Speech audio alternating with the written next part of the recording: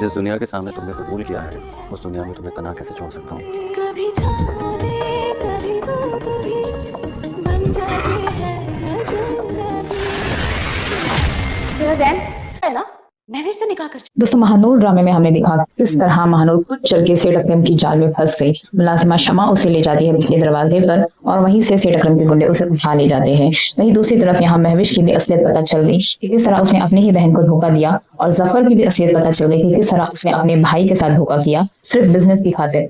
मामू मुमानी ने महज 10 लाख रुपए के लिए अपनी ही भांजी के साथ इतना बड़ा धोखा दिया। यहाँ पर ये मुलाजिमा शमा जो कि शादी के अगले ही दिन छुट्टी लेकर फरार हो चुकी थी, सीसीटीवी कैमरा बंद हो गए थे शादी वाले दिन ही। ये सब सुनकर जैन को शक आता है और वो सीधा पहुंचता है बस स्टॉप, जहाँ पर वो शमा और उसके हस्बैंड को पकड़ लेता है और उन्हें पुलिस के हवाले कर लेता है। अब इनसे पूछताछ करने पर आगे का पता चलेगा कि किसके कहने पर इन्होंने ये सब किया। वहीं दूसरी तरफ महानूर को 3 दिन हुए अभी तक शादी के जोड़ों में, और इतनी हैवी ज्वेलरी में ही बताया जा रहा है। कब इसका ये जोड़ा उतरेगा और कब इसकी ज्वेलरी उतरेंगी। ये आसमान की तरफ देखकर जैन को याद कर रही है, उसके इंतजार में बैठी है कि कब वो आएगा और उसे यहाँ से छुड़ा ले जाएगा। वहीं जैन भी आसमान की तरफ देखकर, चांद को देखकर महानूर को याद कर रहा है। वहीं मदीहा बेगम जो खुशी से फूले नहीं समा रही है, महवेश को अपनी बहू बनाकर अगले दिन रिसेप्शन का फंक्शन रख देती है, लेकिन महवेश उनके लाए हुए हर एक सामान को रिजेक्ट कर देती है और हर एक चीज अपनी मर्जी से पसंद करती है। रिसेप्शन वाले दिन तैयार होकर स्टेज पर बैठी जैन का इंतजार कर रही होती है, लेकिन जैन यहाँ पर नहीं आएगा। और जो सीन बताया जा रहा है जिस पर जैन आकर महवेश को अंगूठी पहना रहा है, उसे कहता है कि जिस दुनिया के सामने मैंने तुम्हें कबूल किया उसे मैं अकेला कैसे छोड़ सकता हूँ।